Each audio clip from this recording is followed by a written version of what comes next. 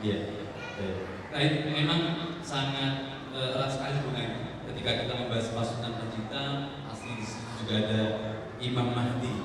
Ya, dan tadi juga Ustaz sedikit apa istilahnya, ya menyinggung secara langsung terkait dengan penampilan atau penampilan yang sangat sesat. Nah, apa sesat yang melatar belakang menurut pandangan Ustaz? Kenapa kok sampai munculnya orang yang terlalu pede mengatakan dirinya sahabat Royal Rasul, kemudian Imam Mahdi? Menurut pandangan Ustaz apa ini? Yang apa yang melatar belakang dari penyimpanan ya, di antaranya adalah bahwa mereka itu sudah putus asa, berjuang ini dari dulu ngaji, Islam nggak menang-menang, udah berjuang nggak menang-menang, udah jihad di mana-mana nggak menang-menang. Sekarang mana Islam menang di jihad? Atau di mana-mana kan? Pak berarti udah kiamat lah. Sekarang muncul pasukan Panjaitan ini yang seolah akan menang, tapi kalah juga. Jadi rasa putus asa itulah yang menyebabkan kemudian mereka akhirnya mengaku Imam Mahdi, mengaku pasukan Panjaitan supaya menang gitu, supaya menang dari satu-satunya yang diakui oleh Rasulullah SAW. Dia mengaku seperti itu. Makanya pada Rasulullah kami menganjurkan diri saya sendiri dan kepada para jamaah, kalau ada masalah-masalah seperti itu tolonglah rujuk kepada para ulama yang muktabari, ulama-ulama besar. Ya, itu baru kita. Ya ayyuhalladzina amanu atiiullah wa atiiur rasul wa ulil amri minkum.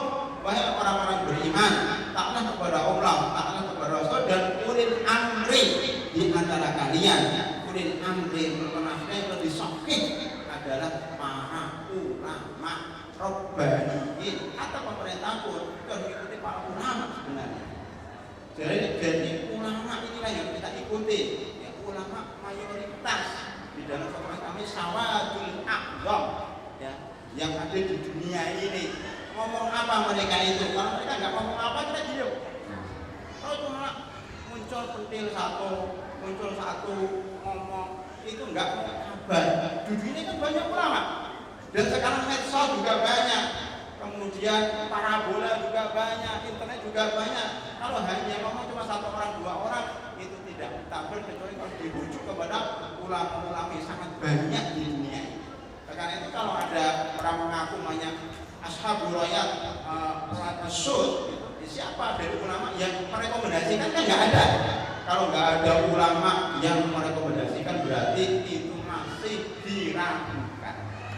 Itu aja cara menyikapinya. Tapi upaya semangat untuk menyongsong kehadiran mereka tetap harus ada saja. Upaya itu ada, tapi jangan kemudian terlalu tergesa-gesa. Pertama itu tadi karena putus asa, kedua istihza, tergesa-gesa kemudian Islam itu menang sekarang juga. Ya.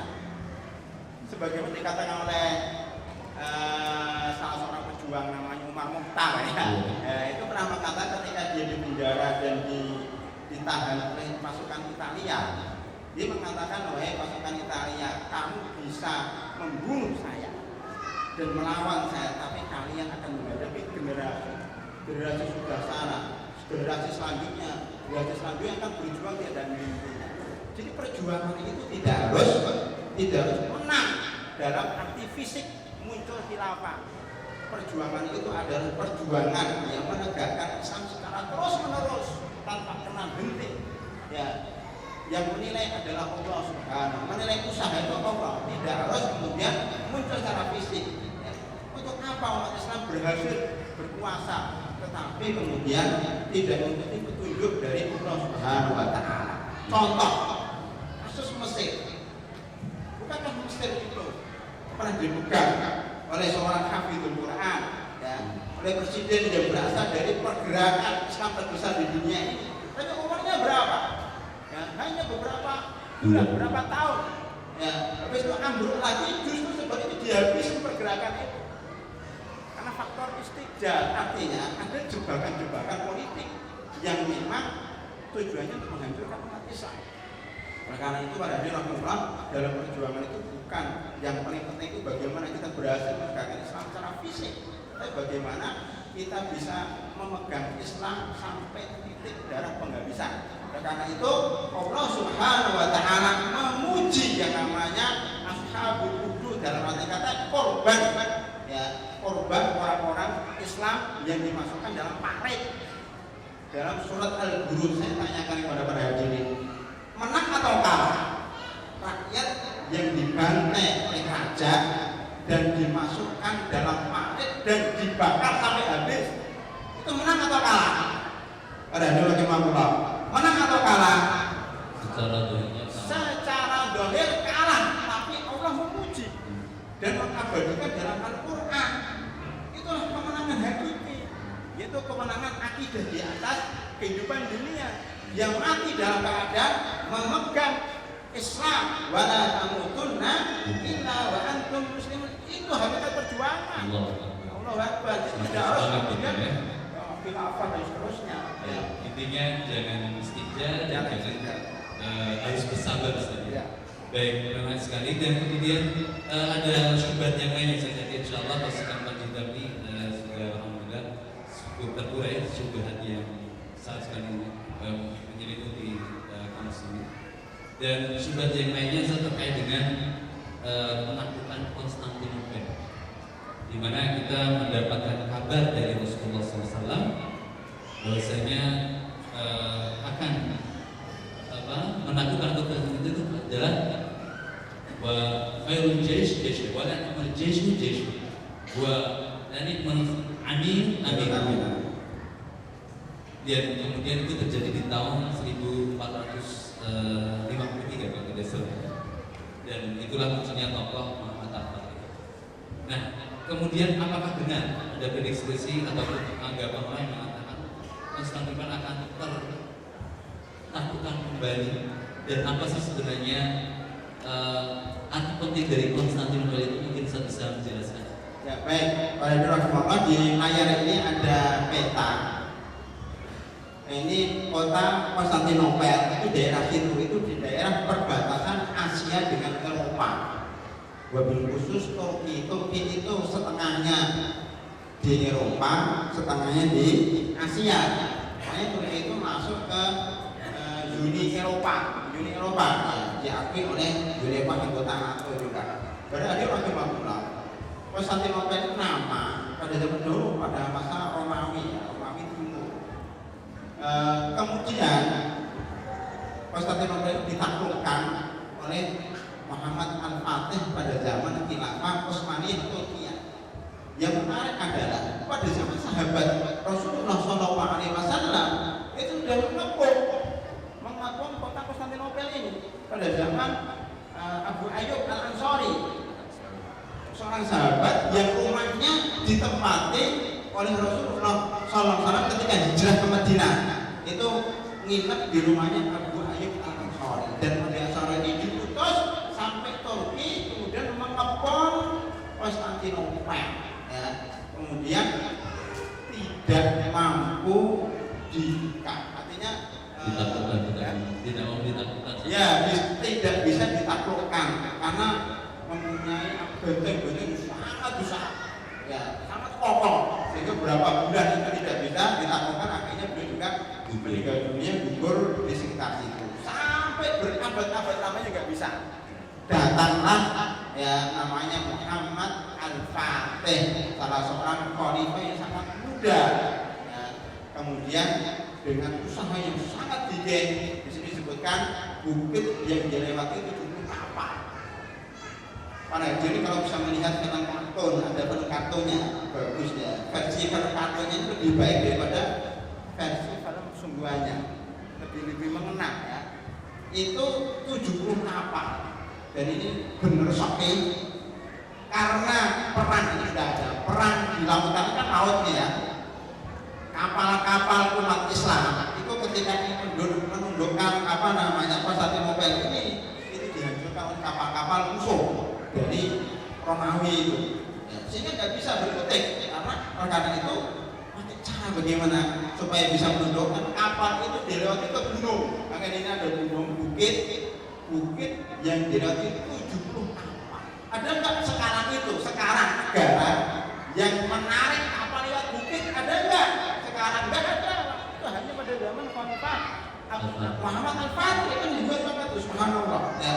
Ini kapal ditarik pakai kayu, pakai minyak, ditarik gitu ribuan orang supaya dia bisa dari sini, dari laut sini bisa langsung nyebrang ke sini gunakan jalan tikus kalau sekarang. Ya. Nah, musuh udah nggak tahu tiba-tiba ada 70 kapal masuk sini, dari situlah kemudian bisa membuka benteng Konstantinopel. Ya. Itu karena kapal-kapal itu dan karena salah seorang ahli meriam. Ahli meriam itu dipenjara oleh orang Romawi, tapi diambil oleh pasukan Muhammad Fatih ke bawah tanah. Diambil dari bawah tanah. Luar biasa itu. Dan itulah kemudian benteng itu dihancurkan dengan meriam-meriam sangat canggih sehingga akhirnya kota Konstantinopel itu ditaklukkan oleh Muhammad Fatih. Kemudian beliau sholat di waktu itu gereja Hagia Sophia. Ya, sekarang sudah jadi museum pada zaman diganti masjid oleh Muhammad Al-Fatih. Ya, sholat 8 rakaat sebagai sholat kemenangan. Walaupun nanti khilaf apakah memang harus begitu sholat 8 rakaat atau kemudian diubah jadi masjid agung. Setelah itu zaman Kemal Atatürk Turki hancur pada tahun 1924 diganti menjadi museum. Ya, ketika Erdogan ini Tayyip Erdogan ini kemudian digarap sekali jadi masjid. Itu kan jadi masjid lagi.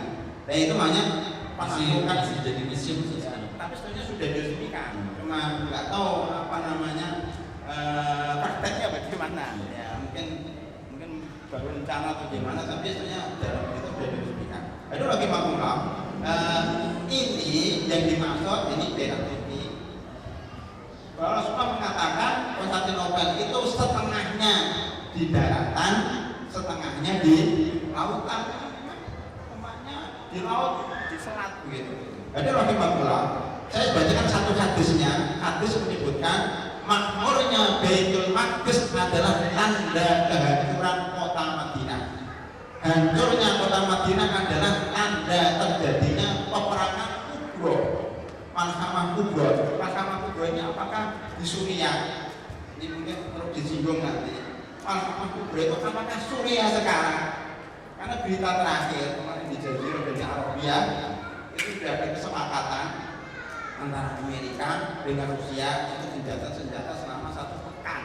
Saya nggak percaya apakah itu kemudian akan diikuti oleh Bashar Assad, oleh Hizbullah dan Iran. Saya nggak tahu. Tapi sebenarnya susah. Mereka akan terus menyerang. Ya. Tetapi yang menarik di sini Saudi Arabia, ya, lewat juru bicara militernya Muhammad Qasir itu mengatakan Saudi Arabia sudah lawan Gaddafi, sudah tidak akan mencabut keputusannya untuk masuk ya, ke Suriah dengan angkatan daratnya. Itu sudah ketetapan itu. Jadi Saudi Arabia bersama Uni Emirat Arab, mungkin nanti juga dengan Turki, dengan 21 koalisi negara-negara Islam khusus bidang militer akan ikut dan nanti akan ada namanya latihan perang di perbatasan dengan Irak. Ini masuk. Itu ada teman-teman yang mengatakan gimana ini? Ada seorang pengamat politik namanya Ahmad Nafisi, Abdullah Nafisi dari Kuwait. Itu mengatakan jangan masuk Saudi Arabia. Kalau kalian masuk di situ, kalian akan dibenturkan dengan ISIS. Ya. Dan itu jadi perang saudara antara sunnah dengan sunnah. Tapi saya, wallahu a'lam, husnudzon aja kepada Saudi Arabia, kepada Imarat, kepada Turki, karena mereka lebih paham tentang keputusan yang mereka dapati. Dan ternyata benar, pemerhati politik mengatakan Saudi Arabia itu masuk ke Suriah dengan cover apa? Memerangi ISIS. Jadi bukan memerangi Rusia, bukan memerangi Iran, bukan memerangi Hizbullah. Judulnya itu masuk untuk melawan ISIS. Kenapa? Karena Rusia tidak sanggup melawan. Selama ini yang dibom oleh Rusia itu kan ISIS. Yang dibom Rusia itu tempat-tempat para mujahidin jadi syukur. ISIS dibiarkan. Ya, makanya Saudi Arabia harus masuk ke situ. Yang sebenarnya maunya, ini politik penting yang kita pahami. Dia ada legitimasi legitimasi, justifikasi supaya pasukan bisa masuk, Pak. Karena Rusia itu masuk ke Suriah itu dengan dalih mau menyerang ISIS, tetapi prakteknya dia menyerang para mujahidin yang dari fraksi Jaisul Kufur. Ya, maka Saudi Arabia juga kepingin seperti itu juga dengan dalih mau menyerang ISIS sebenarnya bukan. Ya, makanya Jabiri, Menteri Luar Negeri Arab Saudi mengatakan tidak bisa menghancurkan ISIS kecuali menghancurkan Bashar Assad dulu, karena Bashar Assad itu penyebab munculnya ISIS, kan gitu. Jadi masuk harus ada offer atau bantuan atau dorongan dari PBB. Ini permainan politik Pak Hadir Rohimullah. Jadi kalau melihat sesuatu itu jangan lahirnya aja. Apakah ini juga menjadi langkah untuk melakukan Konstantinopel yang kedua kalinya atau gimana? Ya, kan kita bicara masalah itu ya Mas. Jadi maksudnya gini, itu kan fenomena politik yang begitu cepat.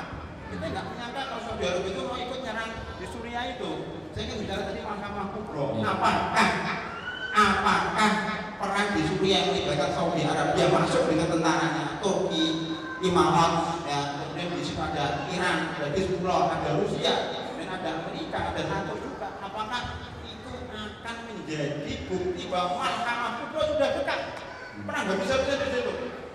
Karena dalam pandangan akhir zaman, tinjauan tentang teori akhir zaman, perang akhir zaman itu memang di Syam, yaitu Syam itu Palestina, Suriah, Lebanon dan Yordan. Ya, ini kan sudah bergejolak semua, kecuali Yordan tidak akan ikut bergejolak. Nah, kan ada tandanya tadi. Peperangan Mahkamah Kubro, terjadinya peperangan besar adalah tanda dari pembukaan kota Konstantinopel. Apakah setelah perang Suriah ini kemudian nanti Turki akan ikut terseret dan akan terjadi penyerangan kepada Istanbul, karena Turki Konstantinopel sudah diganti dengan namanya Istanbul atau Islambul, kota Islam. Ya, yang dulu pernah menjadi kota Turki. Lalu Rahimahullah, penaklukan Turki ini menjadi simpang siur. Kenapa? Karena sudah ditaklukkan oleh Muhammad Al-Fatih. Loh, kan sudah. Oh belum, itu ada penaklukan kedua. Ini juga penafsiran baru. Makanya ada dua masalah di sini. Apakah penaklukan kota Konstantinopel sudah terjadi atau belum? Apakah Muhammad Fatih itu yang dimaksud oleh Rasulullah SAW, amir yang paling baik dan tentara yang paling baik, atau bukan itu? Mungkin akhir zaman nanti, karena belum ada pertempuran besar-besaran. Di sini hadisnya peperangan besar terjadi, setelah terjadi adalah tanda dari pembukaan kota Konstantinopel, yaitu Istanbul itu. Dan pembukaan kota Konstantinopel adalah tanda keluarnya Dajjal. Sejak Muhammad Fatih menaklukkan Konstantinopel, Dajjal juga keluar. Nah, sekarang sekalian aja kita lihat Dajjal. Ada yang katakan Dajjal itu bukan Dajjal yang pakai mata itu. Bukan berbentuk makhluk fisik. Dajjal itu Israel itu Dajjal. Karena ada dolar, uang dolar, $1 itu ada gambar piramid, ada gambar mata satu. Itu Dajjal itu dolar itu. Amerika Dajjal itu sudah ada Dajjal. Nah, ada penafsiran semacam itu. Ini sudah jauh melenceng karena Dajjal itu kalau dalam kata bentuknya fisik, matanya buta satu dan matanya kafir. Apakah itu cocok untuk Israel atau Amerika? Wallahu a'lam bishawab. Saya kira itu keterangan tentang pembukaan kota Konstantinopel.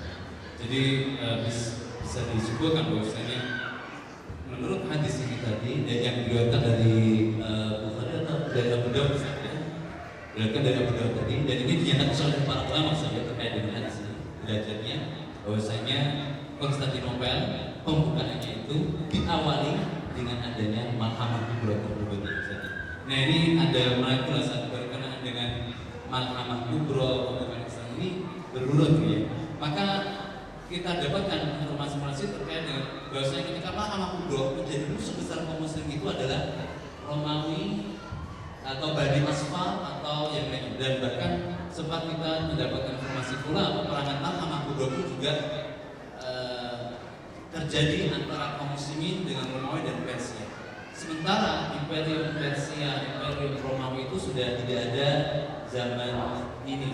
Maka bagaimana meletakkan ataupun memahami informasi-informasi terkait dengan tanda kesamaan terkait dengan Al-Hamah Kubra dan peperangan melawan Romawi dan Persia? Mungkin saya jelaskan. Di dalam satu hadis disebutkan bahwa umat Islam sebelum hari kiamat itu akan berperang dengan Romawi dan Persia. Dalam riwayat lain akan berperang melawan Ahlul Kitab, Bani Asfar tadi, dengan Majusi, dan gitu riwayatnya, riwayat hadis yang lain.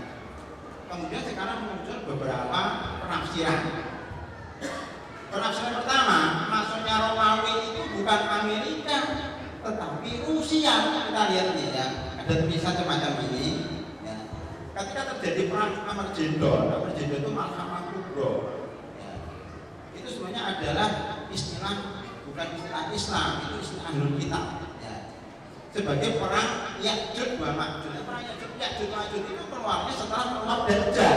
Urutannya begitu. Maka nanti dalam kajian tanda-tanda dari kiamat yang besar, ya, itu kiamat sudah dekat yang besar. Ini disebutkan urut-urutan tentang tanda-tanda dari kiamat besar. Saya baca secara sekilas. Di antara adalah kemunculan Imam Mahdi dulu. Imam Mahdi, kemudian kemunculan Al-Hamah Kubra, peperangan itu. Ya. Setelah itu turunnya Isa bin Maryam. Ya, jadi setelah perang, jadi Imam Mahdi itu muncul. Jadi imam sholat di suatu tempat dekat Damaskus. Ketika qomat itu turunlah Isa bin Maryam di sebelah timur menara Damaskus, menara putih Damaskus. Nah, ini Damaskus sudah hampir dibuka. Apakah nanti benar Isa bin Maryam akan turun dari arah timur menara Damaskus itu? Kemudian dipersilakan jadi imam, sudah qomat. Wahai Bapak Isa, silakan jadi imam. Nabi Isa alaihissalam mengatakan, maaf ya, tadi dikomatin, komat itu untuk Anda wahai Imam Mahdi. Maka akhirnya Imam Mahdi jadi imam sholat, Nabi Isa bin Maryam jadi makmum. Nah, itu urutannya begitu. Jadi ketika kemudian turun Nabi Isa turun, kemudian keluar Dajjal, maksudnya keluar Dajjal, kemudian keluar Ya'juj wa Ma'juj. Jadi Nabi Isa itu turun, itu nanti perang dengan Dajjal. Jadi Nabi Isa itu punya sebuah kekuatan yang luar biasa. Orang melihat Nabi Isa itu langsung mati orang kafir itu. Dan suatu rakyat ada bau gas kayak gas, kalau sekarang perang gas lah, ya. bom gas beracun itu. Jadi ketika melihat bom kimia ya, melihat Nabi Isa langsung mati semua. Ada yang mati, Akbar mati. Ada seperti itu. Nah, Dajjal ketika lihat Nabi Isa bin Maryam itu kemudian meleleh seperti melelehnya garam air. Nanti para hadirin rahimakumullah pulang ambil garam batangan, dicelupkan di air. Inilah nasib Dajjal ketika melihat Nabi Isa bin Maryam meleleh begitu. Sebelum meleleh, Nabi Isa langsung mengejar, kemudian membunuh Dajjal itu di pintu Lut di daerah Palestina ya.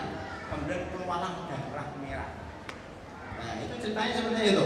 Setelah selesai nanti turun Ya'juj wa Ma'juj. Dan Ya'juj Ma'juj ini tidak bisa dilawan oleh pasukan Islam sampai mereka bersembunyi di gunung Tur atau mana itu. Kemudian mereka mati karena dibunuh oleh Allah Subhanahu wa taala dengan dengan binatang yang dilempar oleh burung-burung sehingga mereka mati sendiri. Ya, ini banyak riwayat seperti itu. Setelah itu kemudian nanti Nabi Isa alaihissalam itu memerintahkan selama 40 tahun di dunia ini, memerintahkan 40 tahun. Itu masa pemerintahnya Nabi Isa bin Maryam menggunakan syariat Islam. Tugasnya turun untuk membunuh babi dan mematahkan salib-salib. Wa min ahli kitab inna la yu'minanna bihi qabla mautihi. Ahlul kitab beriman kepada Nabi Isa alaihissalam, artinya masuk Islam. Jadi tidak ada orang kita mati kalau nggak Islam ya kafir. Maka semenjak itulah semua orang akhirnya mengikuti Nabi Isa bin Maryam. Imam Mahdi sudah meninggal duluan, diganti dengan Nabi Isa selama 40 tahun. Itu dunia adil, semuanya makmur sampai terakhir Nabi Isa ziarah ke Madinah, ya mengunjungi kuburannya Nabi Muhammad SAW, kemudian meninggal di situ, dikuburkan dekat kuburannya Nabi Muhammad SAW. Ya setelah itu status dari Nabi Isa saat itu menjadi khalifah atau beliau tetap menjadi pemimpin setelah Imam Mahdi, ya, pemerintah 40 tahun. Setelah itu meninggal dunia, peninggalnya, penerusnya itu orang-orang yang sudah mulai imannya sudah mulai runtuh, terus begitu sampai kepada khalifah yang terakhir yang sudah rusak, dunia rusak, semuanya rusak, ya tinggal beberapa orang Islam yang sedikit itu kemudian ditiupkan kepadanya angin yang sejuk, sepoi-sepoi basah, itu melewati ketek-ketek mereka, ketiak-ketiak mereka, akhirnya mereka ngantuk, terus tertidur. Gak ada satupun waktu itu orang Islam yang hidup di atas dunia ini. Ya. Kemudian malam harinya Rahimahullah, malam harinya itu orang menunggu siangnya itu lama banget, panik itu malam harinya itu nggak subuh-subuh. Dan itu saya alami pada Rahimahullah ketika di Maroko kemarin. Malam tuh nggak bisa habis, saya sudah begadang, habis itu tidur lama, capek bangun, saya lihat jam masih gelap, dan capek tidurnya, tidur lagi, bangun lagi, masih malam. Apaan subuhnya ini? Resah bener. Kebanyakan tidur dan nggak bisa tidur lagi, tapi masih malam. Saya pikir kira-kira seperti inilah nanti pada hari kiamat. Orang panik semua, kalau udah lihat jam, kalau nggak subuh-subuh, lama banget subuhnya, mereka bosan, sudah mandi, sudah sarapan, sudah mau ke kantor, nggak terbit matahari, mana ini, panik semuanya. Bisa sampai semalam sudah 24 jam. Pokoknya panik lah, masih malam. Tiba-tiba apa yang terjadi? Matahari terbit dari timur. Waktu itu langsung yang punya uang infak, semuanya infak ya. Udah semuanya diinfakkan. Ya taubat, ya Allah saya bertobat. Cuman tidak ada pintu taubat sudah ditutup. Tidak diterima infaknya.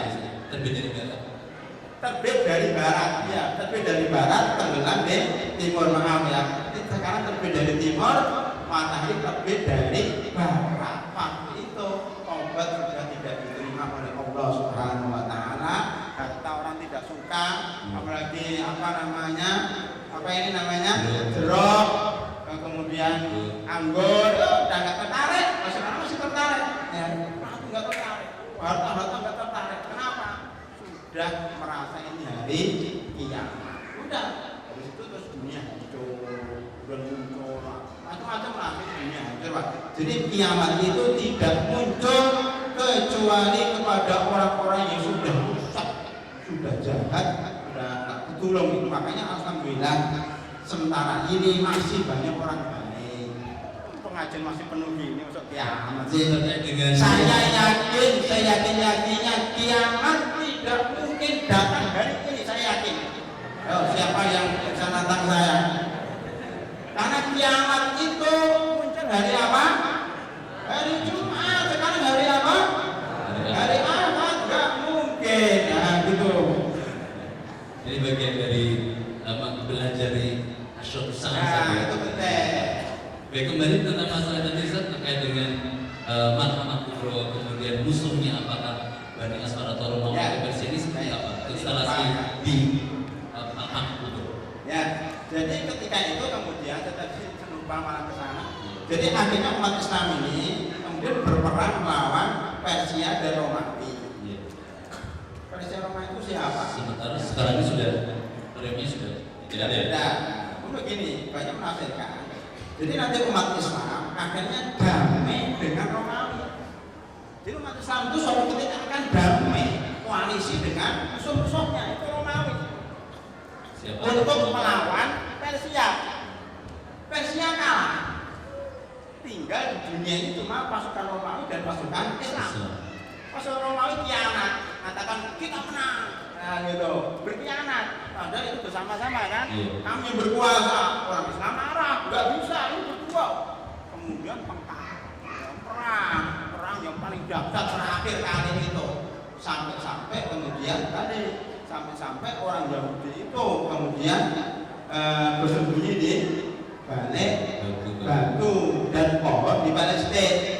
Dan setiap batu dan pohon itu mengatakan, wahai Muslim, kesinilah, di belakang saya ada Yahudi yang bersembunyi, bunuhlah, kecuali pohon korban, karena itu pohonnya Yahudi.